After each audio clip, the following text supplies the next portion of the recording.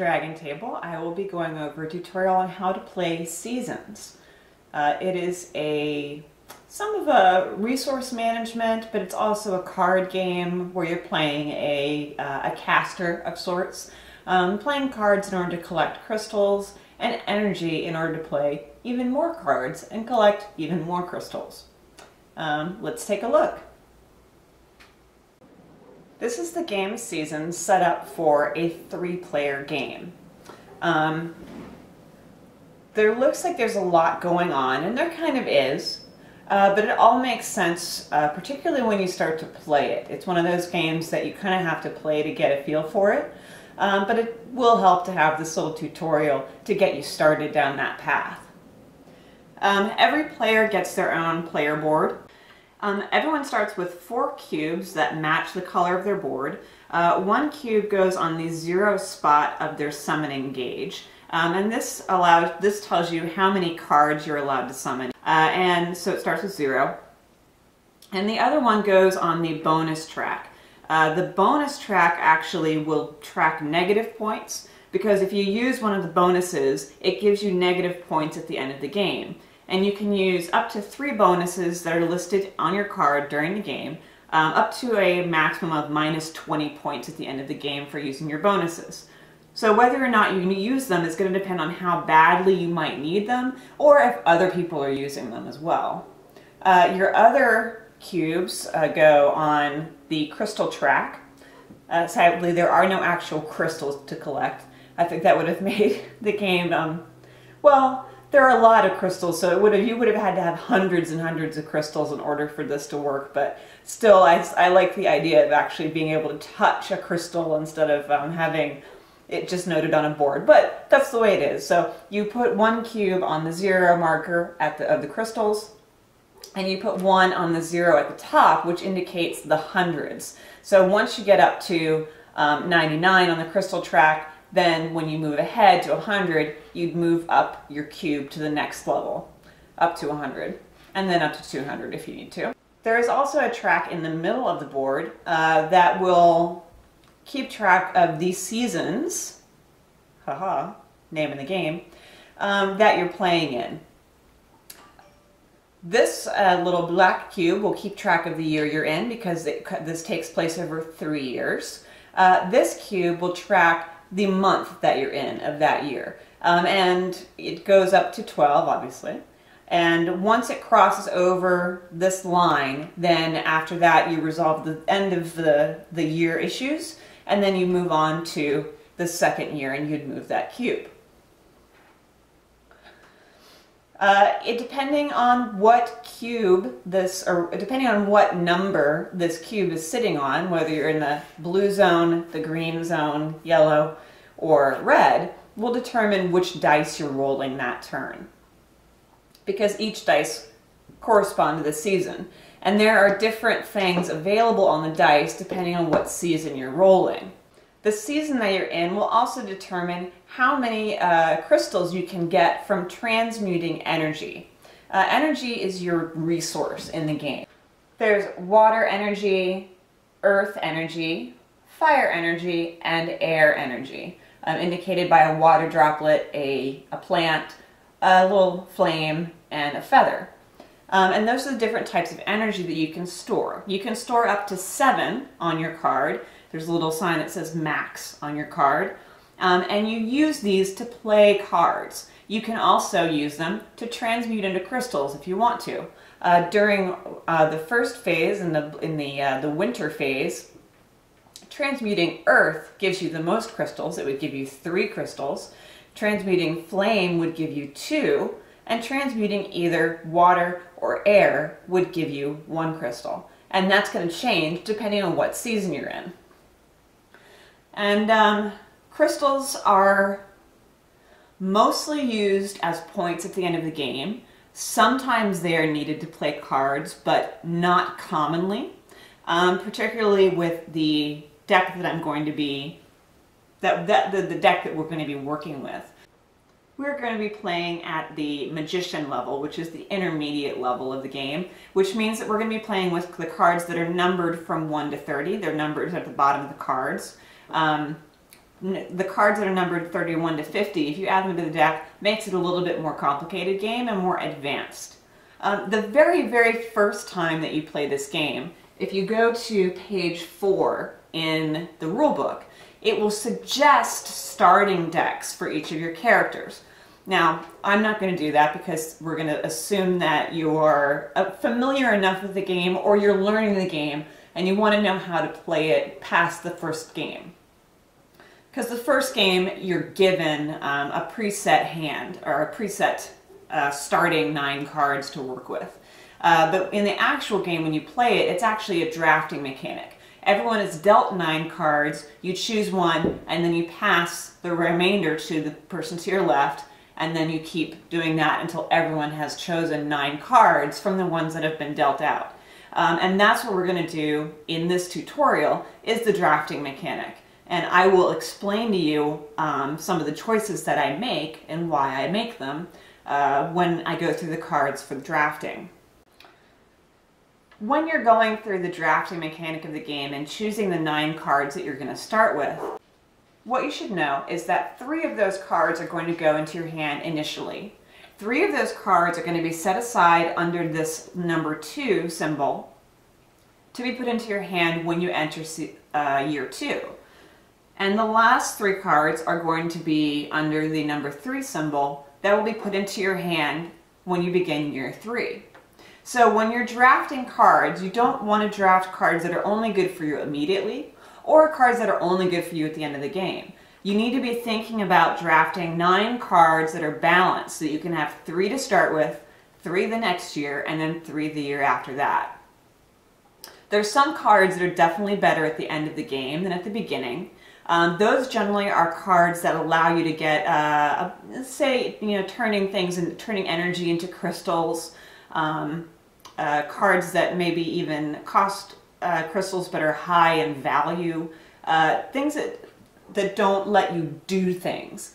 Cards that let you do things and take actions are going to be more useful in the middle of the game and at the beginning of the game.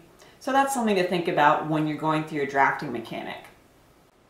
Let's take a close-up look at some of these cards, and I will show you the 9 cards that I was dealt, and I'll tell you why I'm going to choose whichever card I'm going to choose to start with in the draft, and then I'll finish the draft off camera.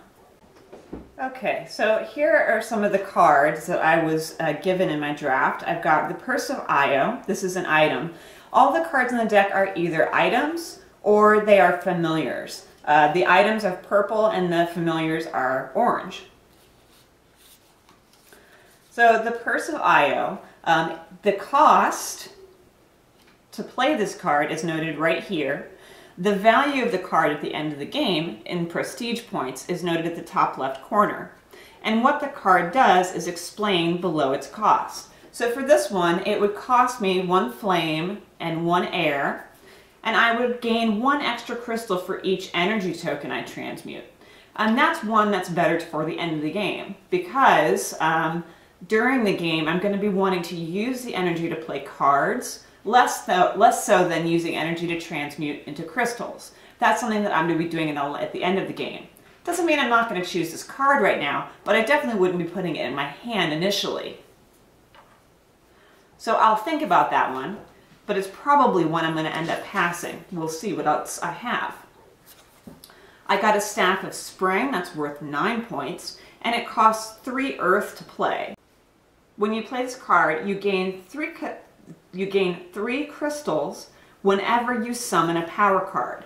This is a card that's good to have on the board as soon as possible. So, because you're going to be summoning, maybe 12 or 13 cards during the game, and if you can be gaining crystals every time you summon a power card, you can rack up quite a few crystals during the game. So that's a pretty good one. I would rate that higher than the last card in terms of choice at this point.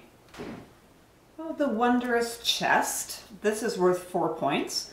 It costs a water and a flame to play. And if you have 4 or more energy tokens in your reserve at the end of a round, you gain 3 crystals. So that's a pretty good one. It's nice to gain crystals, but but it's also dependent on you having a large supply of energy. If you don't have a large supply of energy and there's another card that allows you to store extra energy on it, then you're going to be using your energy at every turn and you're not going to have 4 energy. So whether or not this will work for you is going to be a little bit dependent on the rolls that you get and the cards that you play. So again, I'm still thinking that the Staff of Spring is a better choice right now. Let's see, this is definitely a card that is for the end of the game. Olaf's Blessed Statue is worth 0 prestige points. It costs 3 water to play, but you gain 20 crystals, and that's the only benefit from it. So it really is a point gathering system. Like I say, there are some cards that use crystals to play, but not a ton, and this definitely would be more of an end game card. Again, not to say I won't choose it, but I'm definitely right now going to be thinking about getting the best choice possible out of these 9. Let's see, the Amulet of Air, this is another good option. Worth 6 points, but it costs 2 air.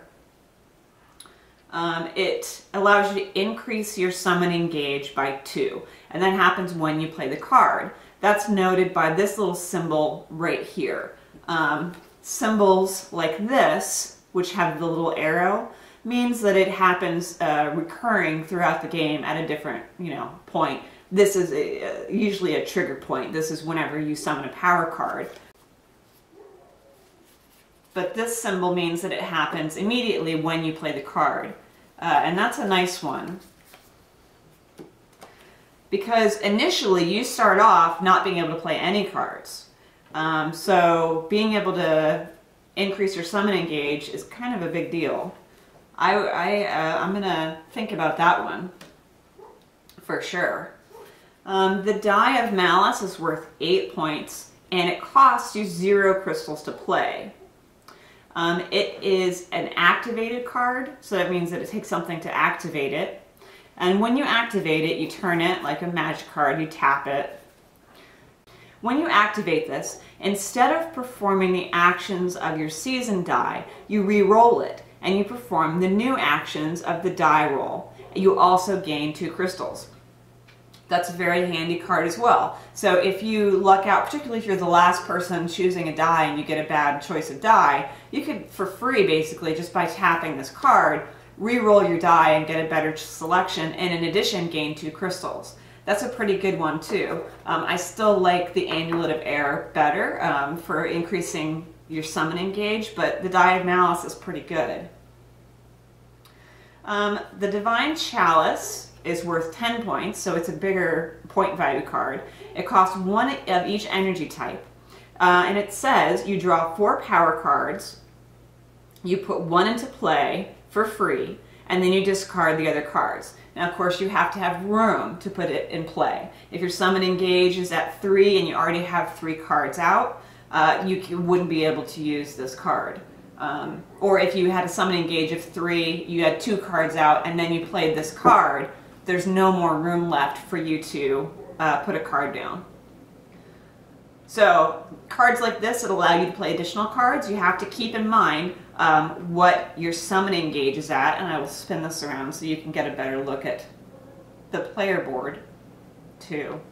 If you want to keep track of what your summoning gauge is at in order to make sure that you're not going to waste any of your card plays. So this is a pretty good one, but I still think being able to increase your summoning gauge is better at this point. Here, another card I got, this is worth 30 points. It's the Runic Cube of Aeolus, and it costs 20 crystals to play. So you're not going to be able to play this at the beginning of the game no matter what. This is an endgame card for sure. And all it does is it gives you 30 points in exchange for 20, basically. It's pretty much a 10-point card.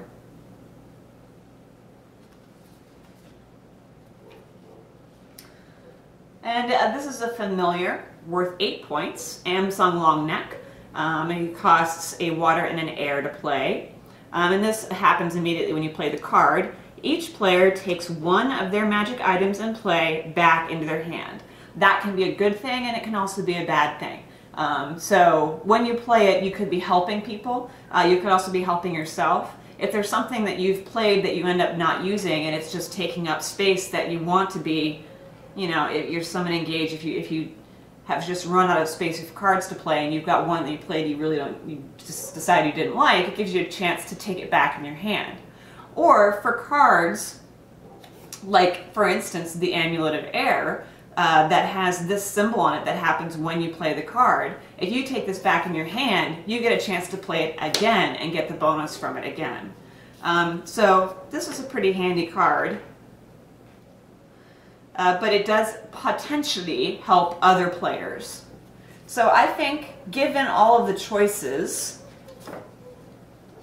that I had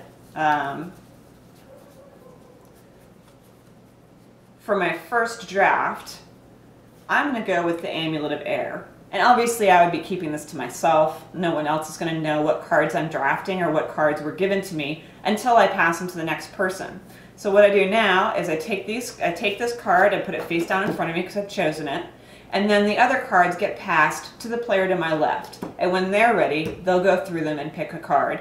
Once the person to my right has finished picking a card, I'll go through the remaining 8 cards and pick the next one. And then once I've done that, I will then make piles of 3 that will go into my hand initially, 3 that will be in year 2, and 3 that will be in year 3. While we're zoomed in, let's look at the player board. So this is the Summon Engage. This tells you how many cards you can have in play. And it goes from 0 up to 15, and you start at 0. So at the beginning you can't play any cards. You have to do something that will increase your Summon Engage. There are cards that let you do this. You can also have a die roll that lets you do this, and I will show you what the die rolls can be in a moment. These are the bonuses that you can get during the game. At any time during your turn you can take a bonus. This one lets you take 2 energy of any type from your storage and turn it into 2 energy of any other type. This allows you to transmute, and if you transmute, you get an additional crystal each time you transmute. This allows you to increase your Summon Engage by 1, so that's one way to increase your Summon Engage. And this allows you to, when you get for instance, this die that has a card on it, when you get that die, normally you draw 1 card, and that's your benefit. Instead, you could take this bonus action, draw 2 cards, and then choose 1 to keep. Each time you take a bonus action, you would move this cube until you've taken the maximum number of bonus actions. And you can take the same action multiple times if you want to. Just be aware that there is a penalty involved. This open space is for placing your die roll. Once everyone's done our draft and we've chosen our cards, then we roll the dice. And when you choose which die you're going to play, you put it here, and then you have it to refer to for your turn. So let's talk about the die for a second while we're zoomed in. The game comes with 5 dice of each color because there can be a maximum of 4 players, and you always play with the number of dice. The number of dice you play with is the number of players plus 1. So since this is a 3-player game, we're playing with 4 dice. So for this season, the first player, and it's the very beginning of the game, the first player is the youngest person. That will change later in the game. It will pass clockwise. The youngest player rolls the dice. They look at what the choices are, and then they choose 1. And then they pass them on to the next person. That person chooses 1. And then the final person always has has exactly 2 dice to choose from. So let's talk about what's on some of these dice, because they can be a little bit confusing. First of all, this little star means that you can move up on the Summon Engage. So that's one way you can move up the Summon Engage. If there are symbols, like these 2 air symbols, these 2 water symbols, it means you get that many energy. you would get 2 air tokens or 2 water tokens. In this case, you would get a water token and an air token. This die has a circle all the way around it that is the transmute symbol. It means any time during your turn, and possibly more than once during your turn if you want, you can transmute energy into crystals. I'm going to flip this over so you can see that another option or a possibility of a roll is a die, or is a card. In that case, you would get to draw a card from the top of the deck and put it into your hand. Another possibility is that you could get crystals. If you roll a die that has a number on it, you would get that many crystals. For instance, here's another one that has a number on it, and that would give you 3 crystals. So that's what the different symbols on the dice mean. And during each season, it gives you a different opportunity to get different types of energy. During winter, you can't get any earth. You can look all over these dice as much as you want. You will not find any earth symbols. But you move through the seasons fairly quickly, so you wouldn't worry too much about that in terms of choosing your cards. You just want to think about it, that you wouldn't be able to get any earth during this very, very first couple of turns, probably. So what happens is, after everybody's chosen their die, he chooses a die, he chooses a die, and the last person chooses a die. The die that's left over gets put back next to the board. And you'll notice at the bottom of these dice, there are also little pips. I didn't mention the pips. I think 1 through 3 is the different number of pips you can have. Whatever die is not chosen by the players, the number of pips that are on that die determine how much the black cube moves around the edge of the board. So you could theoretically move all the way into the next season with the first die roll if a 3-pip die comes up and no one chooses it. Or you can go slowly and have a 1-pip die come up. And you can use that to your advantage. You can kind of strategize a little bit, especially if you're the last person choosing and you get to choose between those two. They're the exact same thing. The only difference is how quickly that black cube is going to move. And maybe to your advantage would be for it to move quickly, or maybe it would be for it to move slowly. Just depends on what you've got up your sleeves. So I'm going to finish the drafting round off camera, and then we'll start the game. Okay, so I finished the draft, leaving 9 cards for each player. Then I separated them out into 3 piles each, using the methods that I talked about when I was initially talking about drafting cards, so that the end game cards are underneath the number 3 token, and then middle game cards are underneath the 2 token, and the cards that I think will benefit my hand best are at the beginning. And I did that for each player. So now, for giggle's sake, we'll say that I'm the youngest player, which never happens. But let's pretend. It's pretend time. I'm some kind of weird casting sorcerer thing with like a dragon pet or something. So I'm allowed to also be the youngest player this time. So that means I get to roll the dice.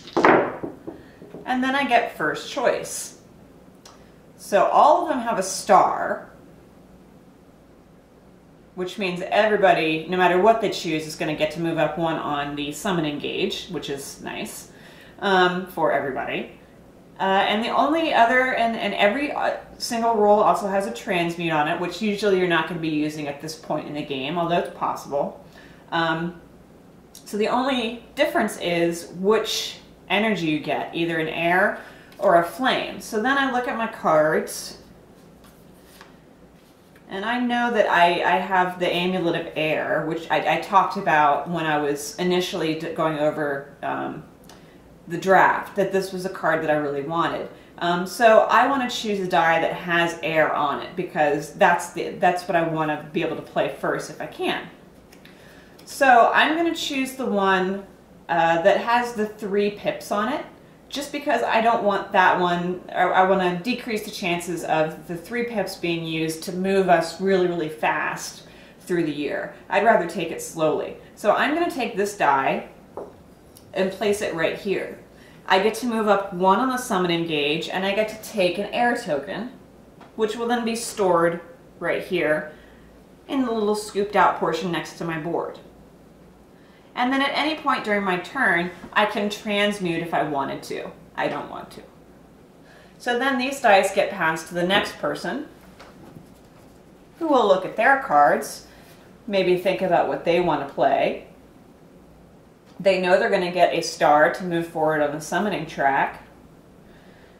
And they actually don't happen to have any cards that have flame or air on them. They have earth, which they'll get the next season. So maybe they're thinking, okay, I want to see if we can try to move along into the next season because I'm going to get some earth. So they choose this card, or this die. They move up 1 on the summoning track, and then they get an air that gets stored next to their board. Then it goes to the last person, who will also look at their cards to see what they need to play. And they're in a similar situation where none of these particularly help them, but they don't want to be, well, do they need earth? One of them needs earth. I think that they're going to go with the slow route, which means that they place this die here. They get to move up 1 on the summoning track. They get a flame, a fire token.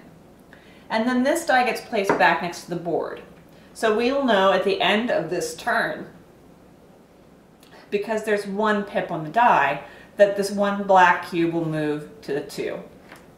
Whereas if we had switched places, and if he had taken this one, then at the end of the turn it would have gone 1, 2, 3 and into the next season, which he decided he didn't want to do. So now it's my turn. I can play cards if I want. And I do not have enough energy to play any of my cards. My Amulet of Air takes 2 air. My Amulet of Fire takes 2 fire. Funny. My Beggar's Horn takes 1 earth and 1 air. So I can't really play any cards this turn.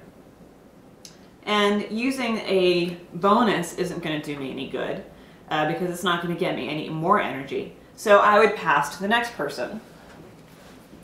And I know that they have a Die of Malice.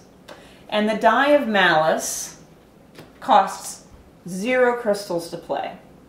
And then it's a card that lets you tap it. And that is the one that lets you tap it and then re-roll your season die if you didn't like what you got. Now you can't do that at this point because they've already taken the energy and the benefits from the die. It's something that would happen during their choice of die roll. They would choose one and then immediately tap this. So now that he has played the Die of Malice, remember he's gone up 1 on his summoning track, and he got that from the star on his die. He now has 1 card in play, and he cannot have any more cards in play until he increases his summoning gauge further.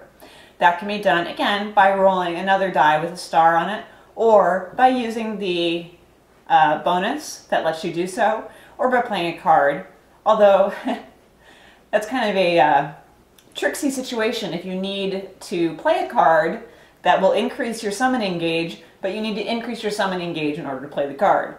Ooh, scary. So let's see what this guy wants to do. I don't think that he can do much. He'll actually do the same thing. He did a Die of Malice as well. Move this back a little bit. He cannot play his other 2 cards, but he can play his Die of Malice, so he can do the same thing that that guy did, because he's got room for 1 card, and now next time and from there on out for the rest of the game, he should be able to re-roll his die if he doesn't like what he gets. So now it's the end of the round. Everyone has the opportunity to transmute because they had this, everybody's die had this circle around it, but nobody wants to transmute because they want to save their energy for playing cards. So it's the end of the turn, and we move the die we move the cube forward 1 pip. Beep. All of these die go back, and now the first player is going to roll the dice again. So we roll the dice, and then I get to choose which one I want. Well, I know, as we discussed earlier, I really want to play this card that has the air on it, and there's only one die that has air, so I'm going to have to take this one. And it's going to move me up another one on the summoning gauge. Well, let's see if I really want to do that then. There's really no other good one, so I'll just do that, and I'll take another air. And hopefully I can get some more energy. And then this person gets to choose. And remember, they've got cards that need earth. So the last thing that they're going to do is they're definitely not going to choose the one with 3 pips, because they want to try to get to the next season. And actually any of these dice at this point are going to move us into the next season. They do need water and not flame. And because they already have one card down, it would make sense for them to choose the die that has a star on it instead of a die that just would give them 1 crystal. 1 crystal's not enough of a bonus. They want to be able to play more cards. So they're going to choose the die that has the star on it, so they can move another one up on the summoning gauge, and then they get 2 water energy tokens. Then the dice pass to the last person, who I believe is in a similar circumstance where they need water actually. So they're going to go ahead and take this one. That's going to give them 1 crystal, so yellow or orange is going to move up 1 on the crystal track, and then they're going to get 2 water energy. And then this die goes back next to the board, and we know that it's going to move 3 spaces. So after this turn, we're going to be moving into the spring season. So now it's my turn. I can play a card, finally. I can play my Amulet of Air by paying 2 air tokens. And that, when I play it, 1 time only, increases my summoning gauge by 2. I can now play 4 cards. I don't have any more energy though, so it's the end of my turn. And now, I believe that this guy still does not have any earth, so there's nothing that he can play. And because we are in winter, he couldn't have re-rolled his die to get any earth, because there's no earth on any of the winter dice. So there was no reason for him to use his die of malice back when I was choosing a die for him. He just wanted to collect some energy. So now this person, I believe, can play a card. Maybe. No, they cannot, because their summoning gauge is only at 1. They would have to, and I'm going to do this just as an example of how you do this, they're going to take the bonus of +1 on the summoning gauge. So they move their cube up to the -5 spot, and they get +1 on the summoning gauge, which is going to let them play a card. They're going to play the Amulet of Water. They get to gain 4 energy tokens and place them on the Amulet of Water. They can then use the tokens anytime during the game. So these 2 get discarded for playing the card, but then they get to choose 4 of whatever type they want. We know we're about to be going in, I mean, they need a water and an energy in order to play this, or water and an earth in order to play this card. But we're about to move into spring, where they're going to be able to roll some of the earth cards. And in spring, it's not possible to get fire. And it's uncommon to get air. There's a little chart on the back of the rule book in case you want to keep track of that. So maybe they're thinking they want to get maybe 1 fire and 1 air just because it's going to be less common. And those will go on this card. But they also need a water. So, and they do need an earth too, even though they'll have a chance to roll it. They just go ahead and take 1 of each type. And that's even though they now have the correct amount to play this card, they do not have enough on the summoning gauge in order to play it. They would have to take another bonus penalty, which sounds weird, bonus penalty, but it's true. If they wanted to, they could go to the -12 and move up again on the summoning gauge in order to play this third card, but they're not going to because they don't want to take that much of a risk of losing that many points at this point, when they know that they're going to be able to play the card the next turn, probably. So now it comes around to finishing up this round. So there are 3 pips on this die, so this one moves 1, 2, 3, and we're now into spring. All of the blue dice get put back. So for the whole first year, the first player remains the same. The first player isn't going to change until we cross over into the second year. At that point, the person to the left will become the new first player. Whenever you change season, you want to check your cards and see if there are any cards that are affected by change of season. Sometimes they give you things. In this case, it's not. So the first player, which is still me in this situation, would then roll the dice for spring, and play would proceed as normal. There are obviously circumstances that it didn't happen to come up in the first couple of rolls, where you would roll something where you would get a card and you would get to draw a card, and that's how you gain more cards. In addition to, once we enter the second year, you'll be getting cards into your hand. So throughout the course of the game, you're going to be trying to balance out getting some crystals, because they will count towards your end of game points, and playing your power cards. Your power cards are going to give you points that add up at the end of the game. They're also going to give you benefits to let you play more cards and get more crystals. They can also do things like, for instance, the Die of Malice that lets you turn your die. If you don't like what you get a chance to turn it. And each time you progress into the next season, remember to roll the next set of dice that come along. When you change into the new year, remember that the first player changes, you move this block into the second year, and you get to take the cards that were underneath the number 2 library token that was next to your board. And then you have those available to play during your turn. At the end of the game, whoever has the most points wins. And that'll be a combination of the number of crystals that they have, plus the number of points on the cards that they've managed to play during the game. And like I say, you're going to be playing a bunch of cards. You can be playing, you know, probably an average of 11, 12 cards during the game, and then they all add up at the end. I like to organize my cards by by the type of action that they take, so that I know that the ones that are repeating actions are kind of separate. Like these two only happen once. This happens repeatedly. This happens repeatedly. These both happen repeatedly. And so I'll try to organize them out in front of me, because especially if you have ones that trigger several times, and if you have several of those cards, it can be hard to keep track of them. So you might want to make sure that when you lay your cards out, you're organizing them so you don't accidentally forget something that's going to trigger at the end of the season, or like this card, or something that's going to trigger at the end of a round, etc.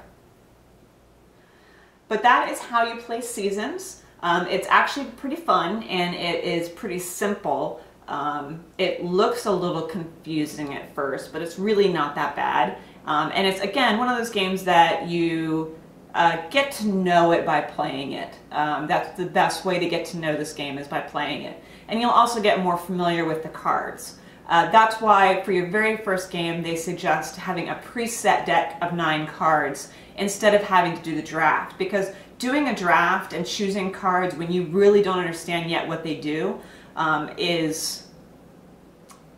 would be a big disadvantage if you're playing with experienced players particularly. But even if you're playing with all people who are new to the game, it would just be like, well, I don't know, I guess this one, bleh. You might as well just take 9 cards that are pre-assigned to you as a good balanced deck.